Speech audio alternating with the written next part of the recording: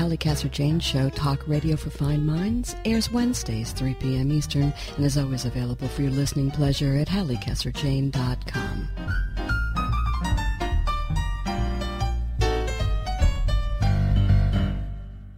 Thank you so much for being here. I am Hallie Casser-Jane.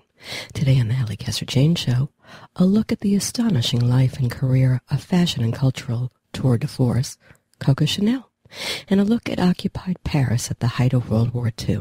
Joining me at my table is Rhonda K. Garelick, author of a sensational new biography of Chanel, Mademoiselle, Coco Chanel, and the Pulse of History, and architect by profession, author of The Paris Architect, Charles Belfour. But before we begin, a brief message from our sponsors.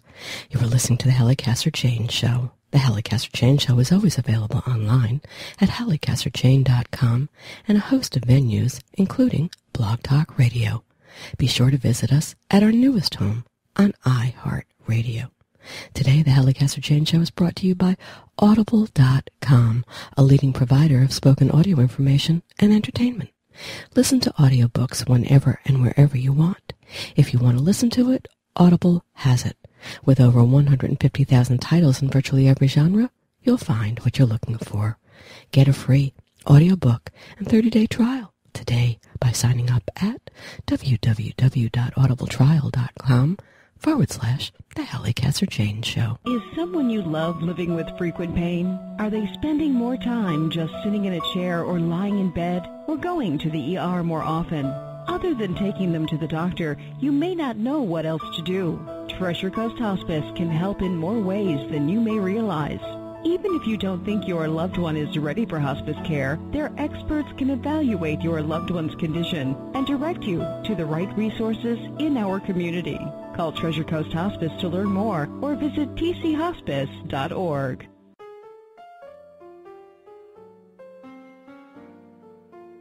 Hello, I'm Hallie Casser-Jane, host of the Hallie Casser-Jane Show.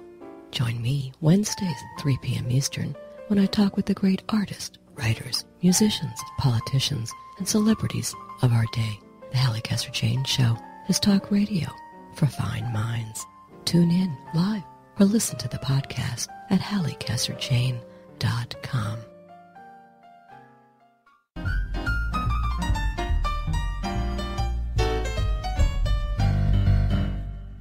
Certain lives are at once so exceptional and yet so in step with their historical moments that they illuminate cultural forces far beyond the scope of a single person.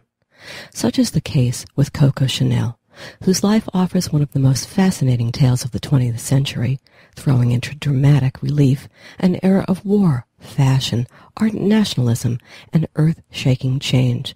The subject of author Rhonda K. Garelick's new biography of Chanel, rated the top biography for Christmas 2014 by the Wall Street Journal, Mademoiselle Coco Chanel, and the Pulse of History, a brilliant work that for the first time, with wide-ranging and incisive historical scrutiny, unravels the mysteries of the poor orphan girl who became a global icon of both luxury and everyday style. Rhonda K. Garelick writes on fashion, performance, art, and cultural politics. She's the author of numerous books, and her work has also appeared in the New York Times, New York Newsday, International Herald Tribune, the Los Angeles Times, the Sydney Morning Herald, as well as in several journals and museum catalogs in the United States and Europe. She's a Guggenheim Fellow and has also received awards from the Getty Research Institute and more. Garelick received her BA and PhD in Comparative Literature and French from Yale University. Let's talk. So there have certainly been a number of biographies as well as film biopics that have explored the life of Coco Chanel. So I first wanted to ask you what you thought was missing from all of them. What sent Rhonda Garelick on the journey to uncover the story of Mademoiselle Coco Chanel? What sent me on this journey is that I don't think any other biography had considered that Chanel was much more than a fashion designer, but something of a world historical and political force, and with an influence on a globe's worth of women for over a century. No one had explained how such influence was even possible, and it's far beyond her talent as a designer. I have to say, starting just with your research, the back of this book is like 300 pages of all your notes. I was like, whoa. I mean, 5 countries? exhaustive probing. I mean, how fascinating. Talk to me about that and the surprising discoveries you might have uncovered. That was the joy of writing such a book. To begin with, I'm trained as a scholar. I'm a university professor, and so I know how to do extensive research. And this was a passion project of mine. And I decided I was going to not just restrict myself to fashion research or research of Chanel alone, but of the entire global context of her work, which meant going to London's Imperial Art Museum, unlocking Romanov diaries that had never been read at Harvard's Houghton Museum and having them translated from the Russian. It meant traveling to a medieval village in Spain where I talked to people who had known a lover of hers and finding correspondence of hers at the Cambridge Archives in England. It took me to the Chanel archives as well, where almost no one is allowed to go, and I commuted back and forth for a number of years to their private and excellently kept archives. How long did this whole project take you? You told me off air. Tell the audience. It took me over 6 years total to write the book. Unbelievable. So let's just start with, before we get into the future of it, let's get started from the beginning. Talk a little bit for those who don't know about her beginnings. What was her early life like? Chanel comes from the most abject poverty that one could imagine. She was born in remote rural France, and she was orphaned very young. Her father was a peddler. Her mother died of advanced bronchitis probably when she was 12. And when her mother died, quite tragically, her father deposited her and her two sisters in a convent orphanage and abandoned them, as well as her brothers, who had even worse fates. For the rest of the children's lives, they never saw their father again, and they were left to their own devices. Growing up in a convent, how did that affect her? Well, I think it's very fascinating. It was, of course, a lonely and very somber childhood. She spoke often of having been very unhappy as a child, although she tried to cover over the fact that she had been in an orphanage. But on the other hand, Hallie, there was something very interesting about her being raised by nuns in rural France at that time, because in fact the women in her family had all been exhausted, sick, and many died well before their time because of the demands of poverty and family life. But the nuns were well taken care of. They were educated. They were their own bosses. They ran a convent and ran social projects. And frankly, it seems to me that those were the first career women that the young Gabrielle Chanel ever encountered. And I think that had a profound influence on her idea of what she might do in the future. So she's 18 years old. She's emancipated from their care, and off she goes. What's the beginning for her like as she sets out on her own? Well, she and her very young aunt, she had an aunt who was the same age as she, Adrienne, they got a first job out of their convent as seamstresses. Unsurprisingly, that was one of the skills the nuns had taught them, and they sewed uniforms for officers in a garrison town in France. And she was working sewing buttons and seams for young men in Moulins, France, where she was eventually noticed by some of the young officers, and that was the beginning of a real turn in her life. Now, she comes out of all of this with a joie de vivre, ambition, clearly. Yes. Right? And that's how she began in her early 20s, I guess, going after the world. She wanted it, didn't she? She wanted it all. She was very hungry, Hallie, and I think that's what saved her life. Quite tragically, her two sisters who had been in the orphanage with her both committed suicide for various reasons. Her brothers were destitute and peasants all their lives. But Chanel writes of having understood as a girl that she needed liberty and that she could attain it only through having money. And she also was a creative visionary. And all of these things together, along with an incredible talent for observing society and figuring out how she might fit in, even though she had no education and no family background. Yes, she was ferocious. I like that word, ferocious. I think that's the perfect word from what you wrote. The name Coco, where did it originate? Well, Coco came to her as a kind of accident. She started, after her seamstress career, she began experimenting with being a cafe singer. She wanted to be on stage. She was very theatrical. And she sang apparently two songs that were famous ditties at the time. One was called Who Has Seen Coco in the Trocadero? And another was about a rooster and the crow of the rooster, which is Cocorico in French, unlike our own cock-a-doodle-doo. And the soldiers in the audience kept saying, hey, Coco, Coco, for the girl who sang these little songs. And Chanel was not so stupid to let that go by her because it was a brilliant nickname. And I might add that a cocotte at the time was the word for a kind of, well, let's call it a courtesan. And so it fit her in various ways. Now, something that does interest me about her, and that is she grows up in this convent. And okay, she holds on to her joie de vivre. She holds on to her ambition and cultivates it and does all of that. And that's really terrific. But she also was a woman who crossed moral lines very early at a time when people didn't. Where'd that come from? Well, there are many ways she did that. You may be referring to her early, likely dabbling in prostitution and then some more high-level things she did politically later.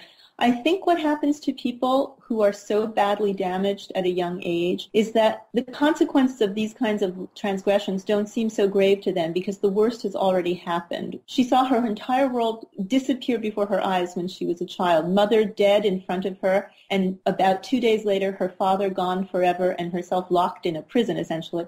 I think she felt any means to justify her own ends, and she became, instead of immoral, I would say she was amoral. Okay, that's a better word, probably. You're right. Absolutely, I enjoy that word, and I think that fits. You know, I'm fascinated by her, as so many are. I think at the root of everything, though, father abandons her, and then men in her life. Whoa, right? Yes. We have to address that because I think that is so, from reading your book, so essential as to how things occurred, how they played, and how she manifested the early pain in her later life. Let's talk about one of those people right now, and that's Boy Capel, as it has pronounced. Yes.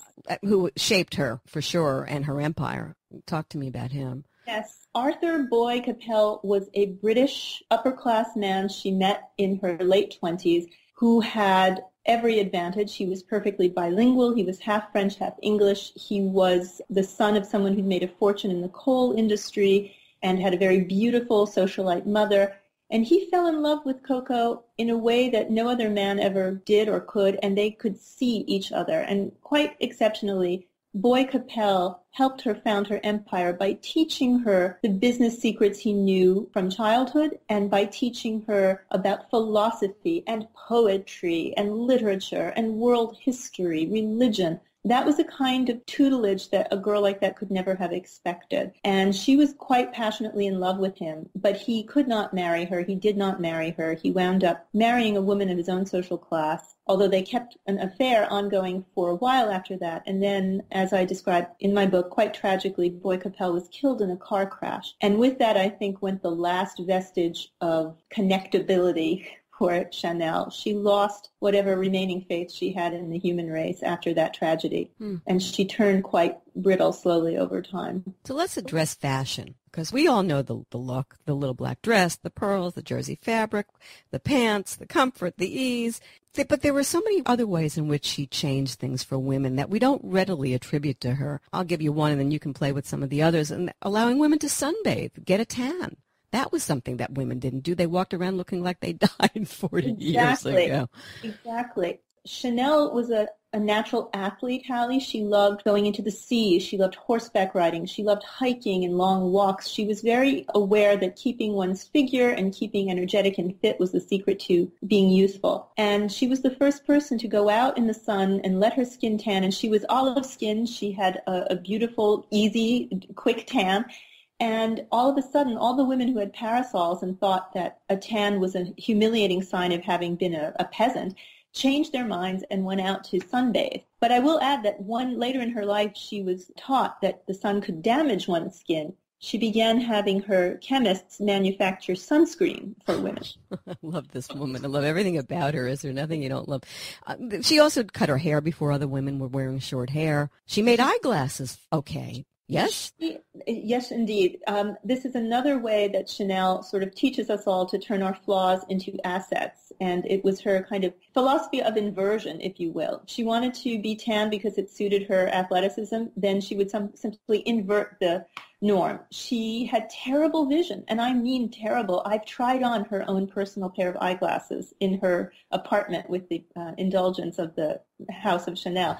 And I can tell you, I'm myopic, but she was probably legally blind. You could barely, her vision was terrible, but she had no correction until Boy Capel again took her to an eye doctor and encouraged her to wear her eyeglasses, which she then realized could be a beautiful fashion accessory. And soon eyeglasses were chic, and they still are.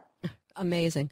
She knew everyone. She knew everyone who wasn't anyone. Besides style, or maybe it was the style that did it for her, that was what I was thinking. How did she manage to wend her way, this waif-like creature, if you will, and I put that in quotes, into the circles of the rich and famous and infamous of the time? I mean, did she like collecting famous people, or did she simply find people fascinating? Was she willing to try anything and everyone to satisfy that early abandonment, which we'll talk again about a little bit later? Or was it just ambition? You are listening to the Hallie Kessler-Jane Show and my conversation with the author of Mademoiselle, Coco Chanel, and the Pulse of History, Rhonda K. Garelick. Visit us online at HallieKessler-Jane.com. Well, I think the answer is a complicated braiding of all of the things you just mentioned. It began with her understanding that wealthy and powerful people could help her sell her clothes. Very simply, she invented a kind of word-of-mouth advertising before anyone knew what that was. She found beautiful society women and said, here, I'm giving you my clothes for free. Just wear them to parties. And they would wear them, and people would say, that's gorgeous, where did you get it? And then her name would be bandied around. And slowly it became acceptable to know one's dressmaker, which, of course, up until Chanel was unheard of. People didn't socialize with mere dressmakers. But then quite a bit more important than that, I think, is that she found herself among the modernist artists of Europe. And that was not just for social climbing reasons. There, I have to give her credit. She was truly an artist, and people like Picasso, Diaghilev, Misha Serre, Stravinsky, the list goes on and on. They recognized in her a kindred spirit. And because artists are always less concerned about social class than other people, they didn't mind welcoming into their circle a girl with no background. And she wound up collaborating with a lot of these artists on major productions that she costumed. She couldn't draw, by the way, could she? No, Hal. I mean, that's the most amazing part of this whole story, if you ask me, from an artist's point of view. That's correct. Chanel had no real couturier training. She could sew, but she could not draw a pattern, and she couldn't do the complicated stitching that couture requires. She would mold dresses and outfits on models, live models, using fabric. She was more of a sculptor or an artisan than she was a traditional fashion designer. Unreal. Now, here's where your book is different from every other book that I've read about Coco Chanel, and why I love your book so much. Because you do put this woman in step with the historical time that she came from, and I think that really explains her in a depth that we probably never would have understood prior to that.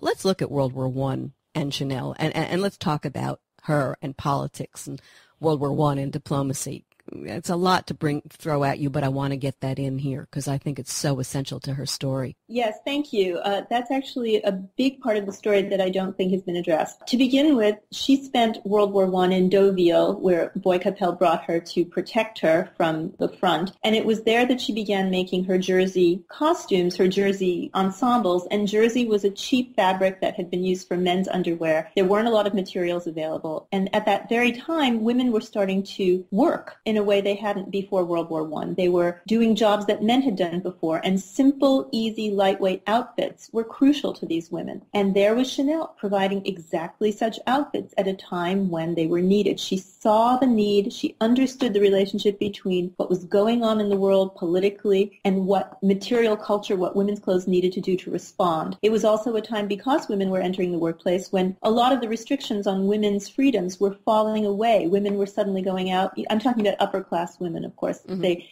were going out alone in public. They were working. They were doing exercise. They were replacing men in jobs, and they didn't care as much for the old decorum. And that allowed Chanel more social mobility, but she also responded with outfits that corresponded to a less constrictive view of women's existence. Unreal. Because I think anybody who can sit in the midst of what is going on and somehow come up with that little key, right, about women and women changing lives and say, there it is. There's that little niche that I can find a place for myself in. Can you imagine what her mind was like? Could you imagine being inside her head? I feel as though I came as close as I could. I tried often to think about how she thought. And I think it's the genius of an observer, somebody who spent many years forcibly retired from the world as a child and just bided her time watching, thinking. Sensitive beyond all imagination. Yes. Back to the men in her life. Okay. There were many. Yes. There were some really extraordinary extraordinary ones. There- You want to talk about that? Sure. It's hard to know where to begin. After the death of her beloved Capel, Chanel kind of plunged into a life of quite wild and exciting dating. It's true. She dated a Romanov Duke, Grand Duke Dmitry Romanov, who had been a direct descendant of the Tsars and was the nephew of the last Tsar of Russia. And he was in exile in Paris at the time. He was also one of the two murderers of Rasputin, and so had a quite nefarious past, but he opened to her imagination the beauty and the wonders of the Romanov dynasty. I'm talking about jewels and fabric and luxury beyond compare, but at the same time, he was in exile and hoping to return to a restored monarchy after the Bolshevik Revolution, and it turns out, according to correspondent's Eye on Earth, Chanel thought she might marry this duke and then become the Empress of Russia. Love it.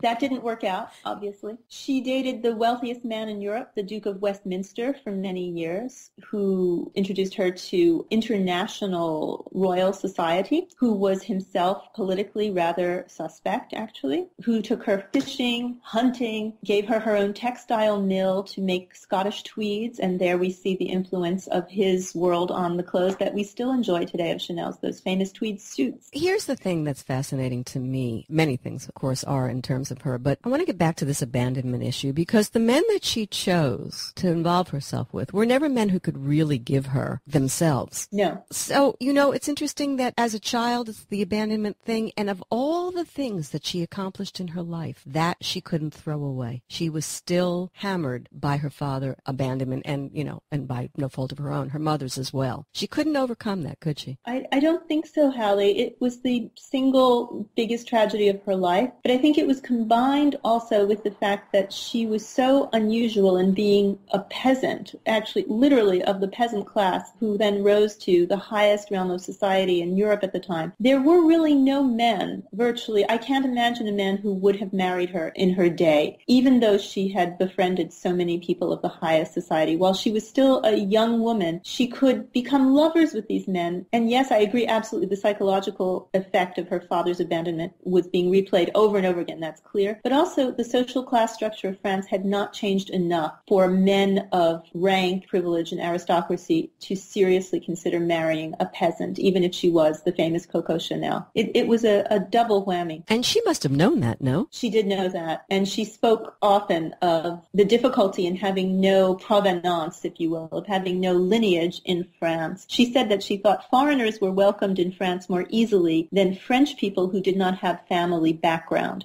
Fascinating. What was it about her, seriously, that so enamored people of her? What is it nameable? I've thought a lot about that. I think Chanel was a genius at emulation. And when I say emulation, I mean that she could play both sides of the drama of emulation, which involves copying someone and creating something that other people desperately want to copy themselves. It's a theatrical game. It's part charisma, part savvy, and then a kind of X factor that, yes, maybe we cannot name, but I think she drew people to her by knowing how to mirror them in a way, and then somehow altering whatever it was she was mirroring to make them suddenly want to be like her. And she did it over and over and over again. She had a vampire-like quality, really. Oh, that's an interesting choice of words, my friend. My goodness, vampire. Let's talk Chanel and anti-Semitism and Nazism and fascism. And you were warned about looking into the politics of Chanel, weren't you? Multiple times, yes. And I like a girl who says,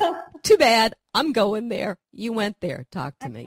I had to go there, Hallie, for many reasons. We do know from research that had been done before me that Chanel got involved in a kind of abortive espionage mission for the Nazis during World War II, and that she had a lover who was a high-ranking Nazi officer. Those things are indisputable. We also knew for a long time that she had been called to account by the so-called purgation committees of France, but she was released. What interested me even beyond that, though, is her larger relationship to fascism, anti-Semitism, and Germany. I think that her fashion itself, the movement that so entrances us still, that uniform, that mass replicability, owes a great deal to the appeal of fascism at the time. So I think that the politics she was drawn to, which, by the way, have to do with wanting to be in the in crowd, the powerful crowd, the elite, and even maybe a little bit of brutality, also have to be taken into account when we look at the fashions that that lingered on. And I also uncovered new research that suggests, honestly, that even as early as World War I, she may have been working for the Germans then, too. Really? Yeah. There was a police file on her that says expressly that. Let me throw this out at you, because this is a thought that I had, see what you have to say about it. And that is, one of the things that I also see in her life from reading, particularly your book, is that she seemed to embrace the things that she feared rather than run from them. That's a brilliant observation. I hadn't put it to myself that way, but I think that's correct. And I can, as soon as you say that, I see that I agree with you.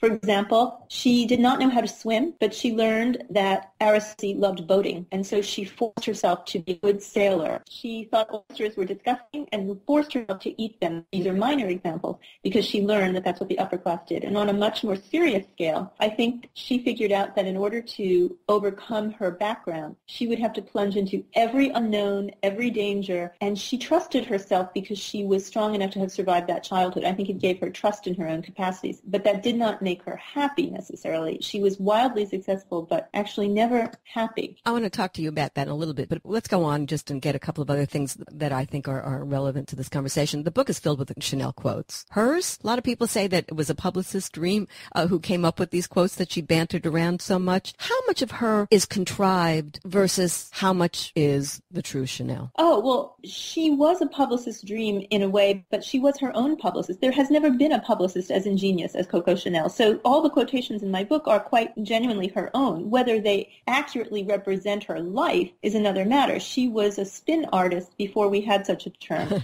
And she was a brilliant woman who was quite snappy with a line, according to everyone who knew her. She could throw back a retort very quickly. Her description of her life, her autobiographical remarks, were never to be taken literally. Control. Pretty controlling lady, huh? Don't you like understatement? Is that understatement on my part?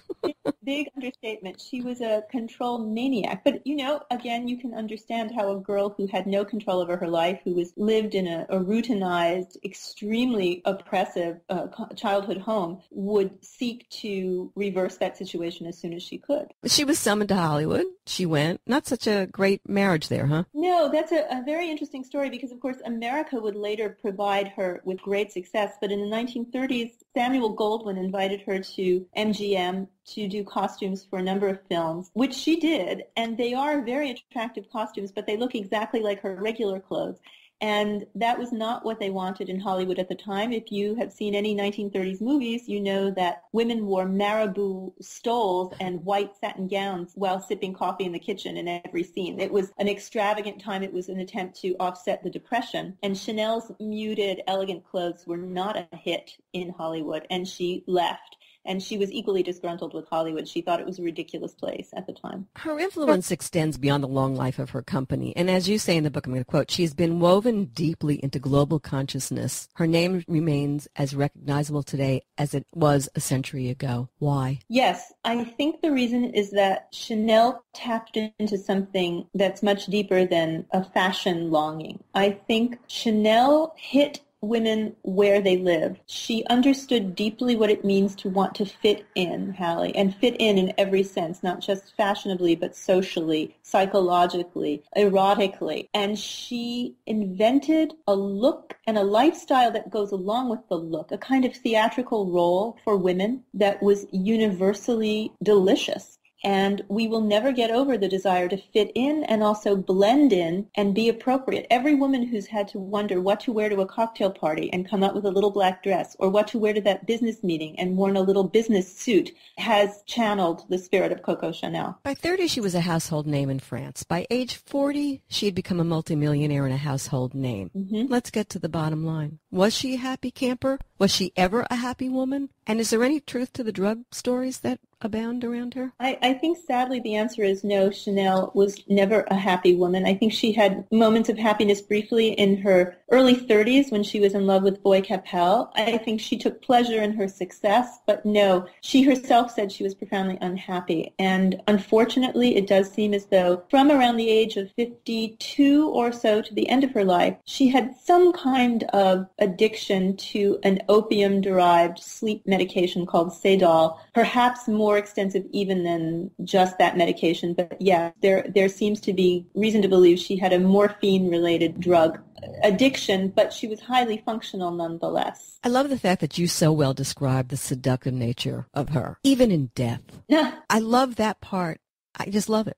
How other biographers have been seduced by her, and you were honest to say that you too had to fight succumbing to her influence, even in death. So what does that say about the power of this woman? Well, I think it's about a power she harnessed that was bigger than herself. And I do say honestly early on in the book that any one of us women who've been raised reading fashion magazines cannot help feeling seduced. When I was invited to meet with Chanel executives and I got to walk up those stairs, the famous carpeted spiral staircase at the House of Chanel, and sat on the couch, I was thrilled like a teenager. And even now when I tell people I've written a book on Chanel, there's a little excited feeling about the name. I think it's because it's more about longings within us. She just came along at a historical moment when I like to say the granite pillars of society were just beginning to loosen up a little bit, and she squeezed through and created a new way of being for women of the industrialized world. And we associate it all with her, although it was bigger than she was. She just was a kind of medium, a kind of almost mystical channeler of it. And that's why it still holds today. What about regrets? Do you think she had regrets, or do you think she died feeling that she'd accomplished something? Was she satisfied with her life? What? She would tell younger women friends all the time that her great regret was that she had not married or had children. On the other hand, there is good reason to believe she did in fact have children, or at least one child. The nephew she raised as her son may well have been her own biological son, that I discuss in the book. I think she was extremely proud of her accomplishments, and in her later life she would frequently say, look, everyone knows me, the world knows me, the world dresses as I dress them. I think that did bring her satisfaction, and she definitely knew her importance, but that did not translate into happiness, sadly. Your editor, after having read an early version of Mademoiselle, said to you, Coco is the hole in the center of her own story. And you agreed. I think you're explaining what you both meant by that revelation. Will explain to us the magic that was Coco Chanel, as well as the enchantment that is so much a part of her legacy. Talk to me about that statement. Fascinating statement. You mean about her being the hole in her own story? Yeah. Yes. Chanel covered her tracks constantly, like a fearful animal might. She asked her correspondents to burn her letters. There is reason to believe that she paid certain people to destroy birth records, the records of her convent years. It's very likely she bribed or paid people to destroy any correspondence. She lied constantly about her early years and indeed about her entire life, and she told constantly changing fictions about what she had been doing. And so to try to reconstruct a biography of Coco Chanel is essentially to run after a missing person, to try to draw a blank, literally, to draw a blank space. And my editor saw that in an early version of the book and asked me to address it, and she couldn't tell me how. She even said, I can't tell you what to do, and what I realized I had to do was make that the story. The biography of Coco Chanel is the biography of how this blank space was constructed, because in the end I realized it is the blank space that Chanel created to allow all of us to insert our own face into. That was the appeal. She entered into a kind of dialogue with all of us, leaving space for our own identity in her iconic persona that was for sale for the whole globe. So at the end of the day, did she measure up to your expectations? Oh, goodness. I think she surpassed all my expectations, which doesn't mean that I like her all that much. You don't? Well, I don't think we would have been good friends, but I truly marvel at her, Hallie. I do not know a story of a woman's life that compares to this. I've been speaking with Rhonda K. Garelick, author of Mademoiselle Coco Chanel and the Pulse of History, by way of Random House. The book, fashion icon Diane von Furstenberg listed as her favorite book of 2014. For more information on Rhonda and her work, visit her website at rhondagarelick.com.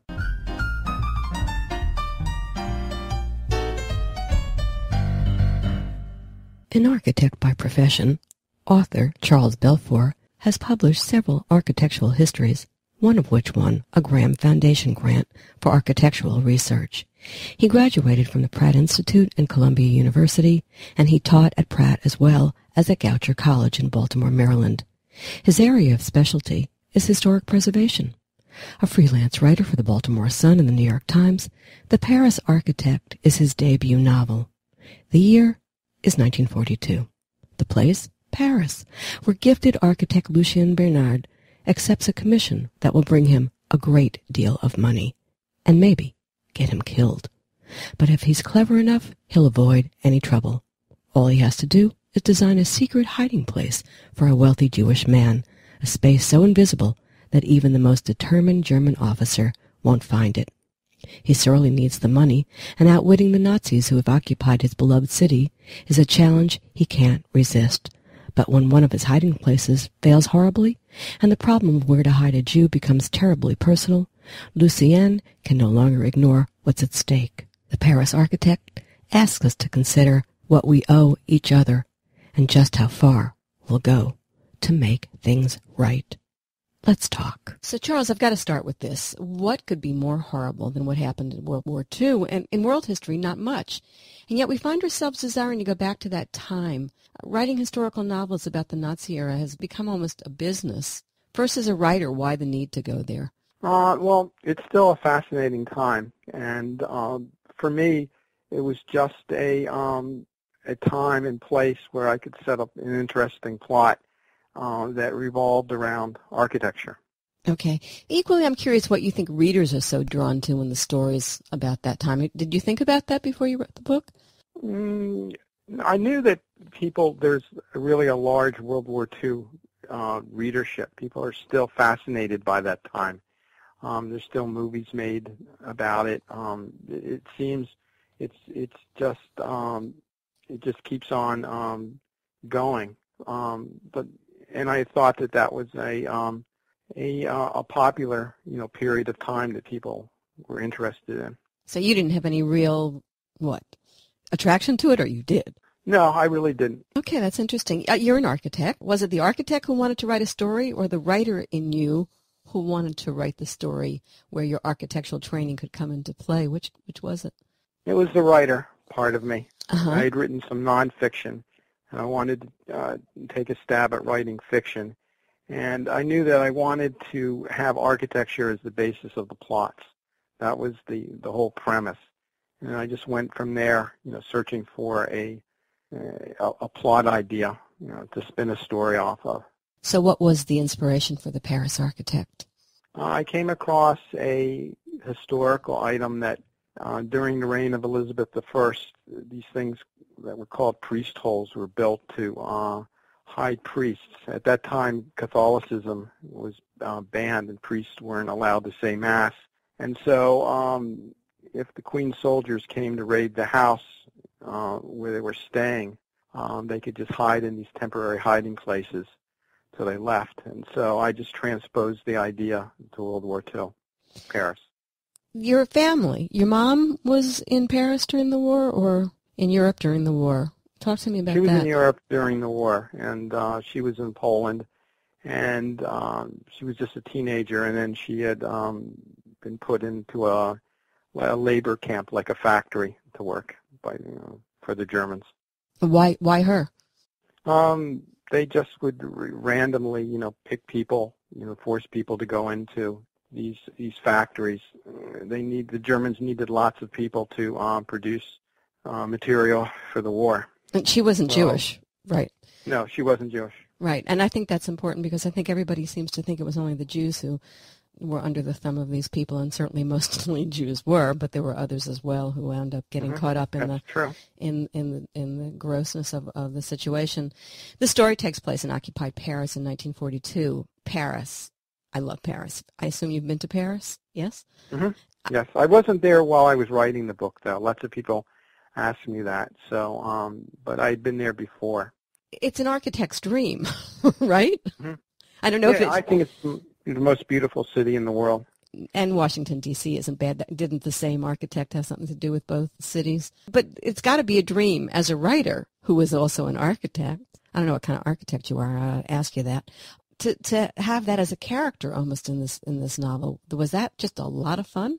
Yeah, I enjoyed the particular section of Paris that I based the book on, and going up the boulevards and looking at the architecture, all the apartment blocks and the way the city was planned. It is the most beautiful city in the world. What kind of architectural design do you do?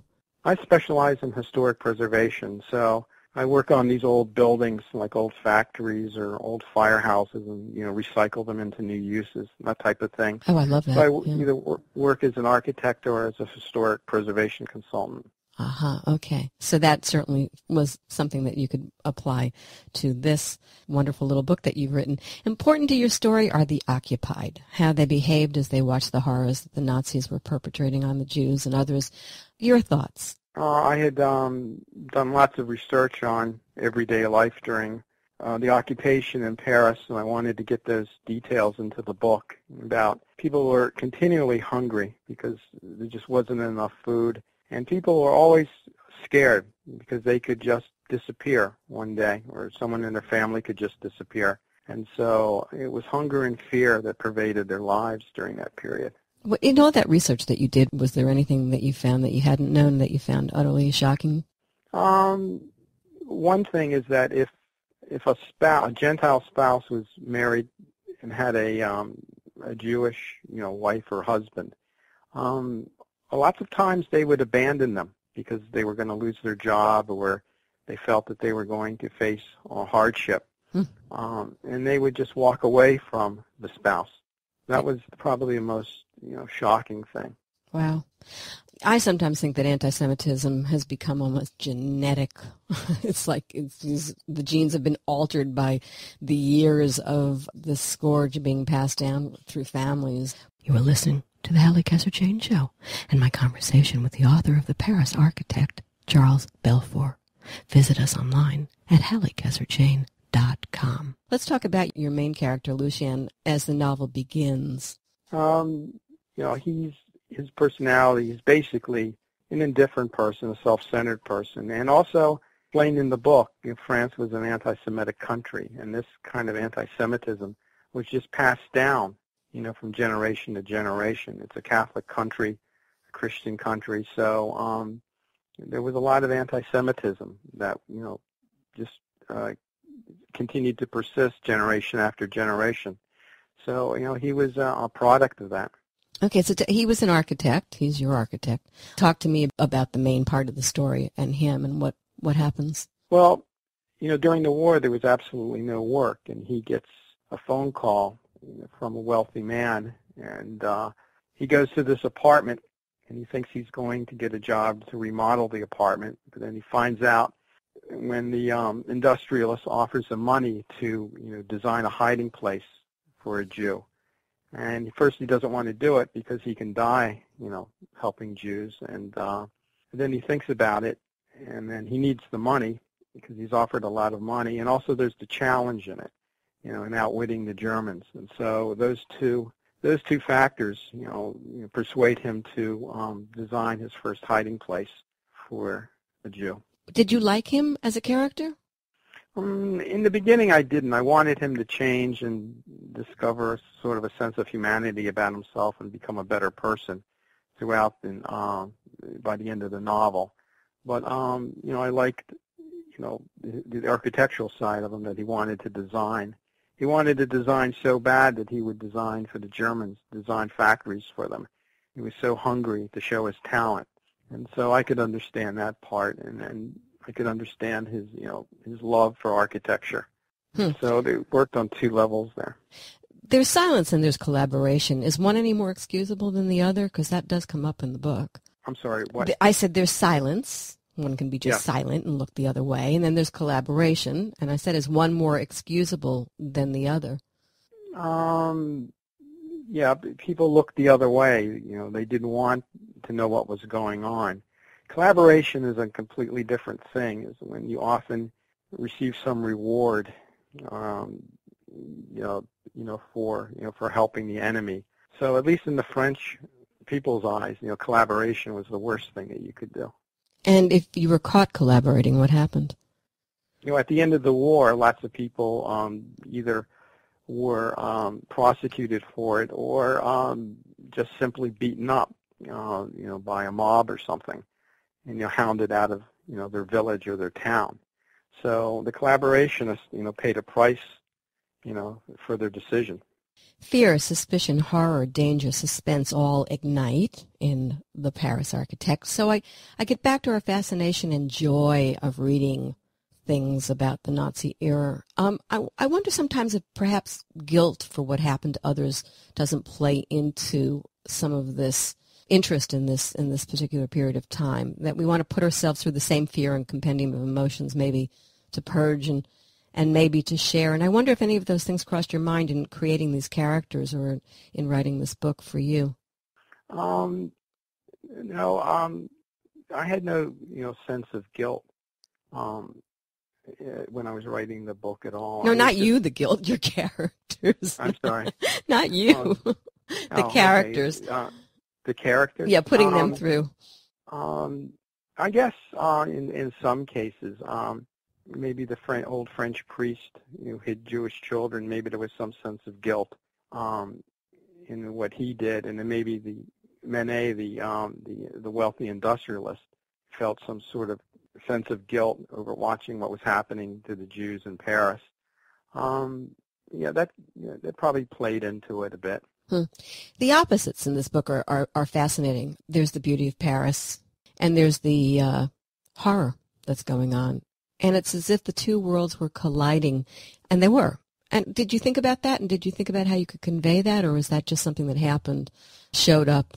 Well, the beauty of Paris, the streets and everything, and then you have like the scenes of torture by the Gestapo, where they do unspeakable things to get people to talk. That played out in my mind while I was writing the story. The two contrasts like that, what was going on, sort of behind closed doors, and the torture. All in all, it's a morality tale. You ask your reader to ask themselves what they will do under the circumstances Lucien finds himself in, and I imagine we would all hope to find our better selves, but we don't always.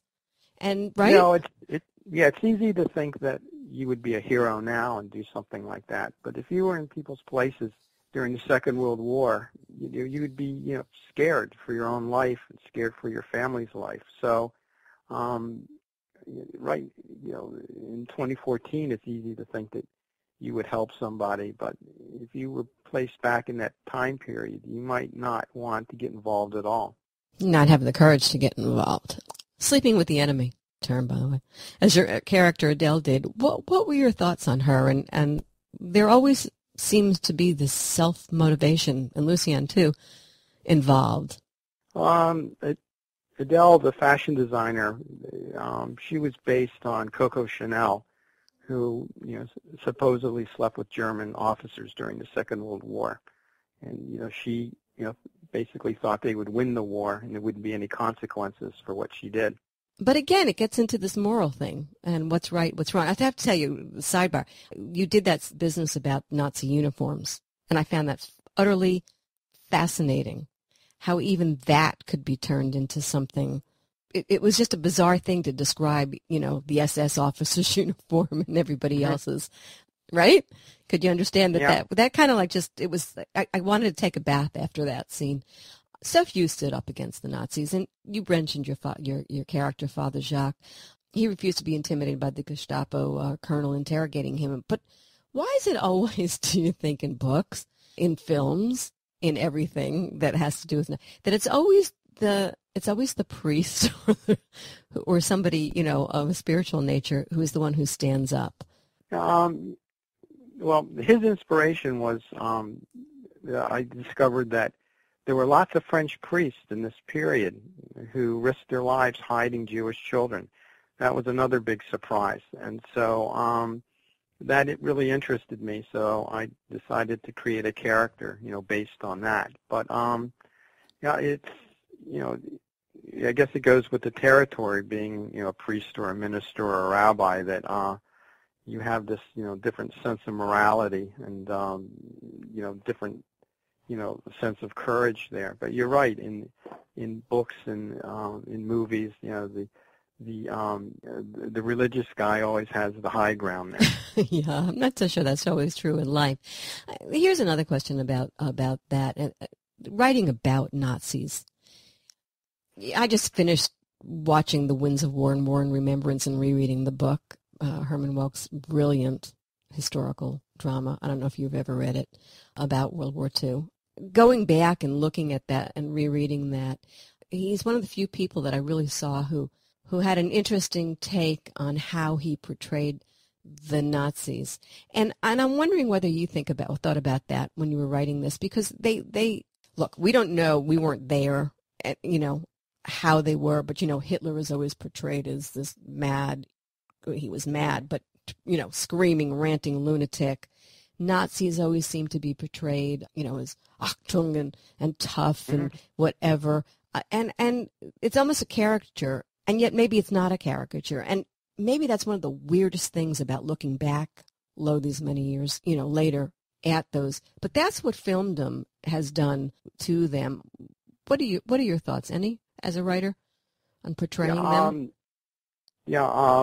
I kept that in mind when I was writing the book, because I wanted sort of a more sympathetic German officer, and that's why I created the character of Herzog, the German engineer, army engineer.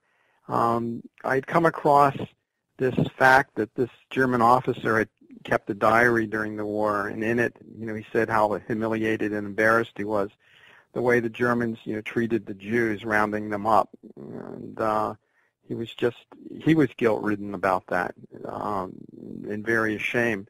So I took that little fact and I spun a character off on that. And I wanted a German who wasn't the stereotypical, foaming at the mouth monster.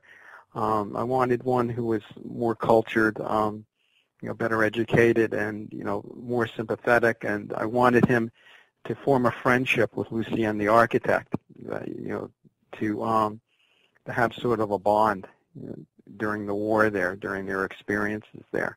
But that's a good point, that film always portrays, Nazis and the Germans as, monsters. And so I wanted to try to avoid that in the book. Yeah, and they were monsters. There's no question about that. A monster, though, can be somebody who is not a screaming lunatic, right? Mm-hmm. I mean, and regardless of whether somebody is a nice guy or not a nice guy, in this lady's mind anyway, anybody who stood by and watched for whatever reason is guilty and is disgusting as far as I'm concerned. But what can I say? That's me. You get to the end of this project of yours, and you've lived with these characters, and you've lived in this world. I don't know, how long did it take you to write this? I think the first draft was like less than a year, and then, I just kept working on it over, a couple more years before I went out and found a literary agent. Right. So you write the words, the end. How'd you feel? I wanted, to let, the architect, escape. That was important to me. And I had, just gotten to that point, and I didn't feel I had to write anymore, and I just wanted to end the story right there. And you were done. So, purged. Yeah. So, and I didn't, have any need later on to rewrite the ending or add something to the ending there. I wanted to just, close it out. I've been speaking with Charles Belfour, architect and author of The Paris Architect, by way of Source Books, a novel rich with an intriguing cast of characters, a literary painting of Paris under the occupation. For more information on his book and the author, visit his website at www.theparisarchitect.com.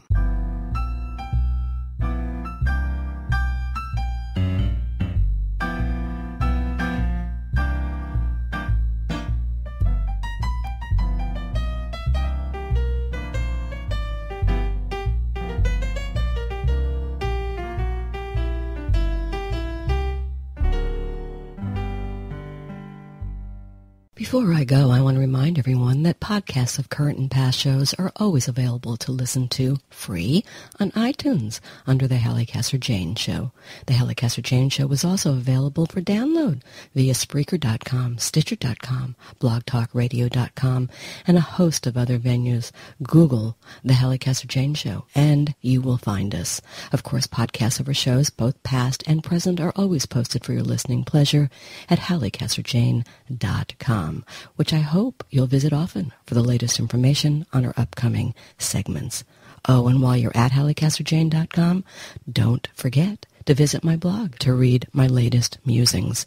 I'll be back next week, same time, 3 p.m. Eastern, for another edition of the Hallie Casser-Jane Show, Talk Radio for Fine Minds, brought to you by Audible.com. Get a free audiobook download at www.audibletrial.com/The Hallie Casser-Jane Show. Audible.com features over 100,000 titles to choose from for your iPhone, Android, Kindle, or MP3 player. Stay in touch, won't you? Remember, that's HallieCasserJane.com. Discover us on Facebook at Hallie Casser-Jane and on Twitter at HallieCJ. I love to hear from you. So, till we meet again, this is Hallie Casser-Jane. It's a wrap.